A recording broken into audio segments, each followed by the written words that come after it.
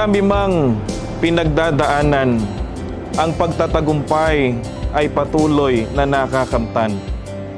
Maraming gusaling sambahan ang naipatatayo, maraming kapatid ang natutulungan. Sa amin pong pinakamamahal na kapatid, ang aming tagapamahalang pangkalahatan, ang kapatid na Eduardo V. Manalo. Kami po ay nagpapasalamat sa 14 na taong makapangyarihang pangunguna po ninyo sa amin. Ramdam po namin sa inyong mga pagtuturo at mga pananalangin ang maalab na pag-ibig po ninyo sa amin. Maraming salamat po. Mahal na mahal po namin kayo.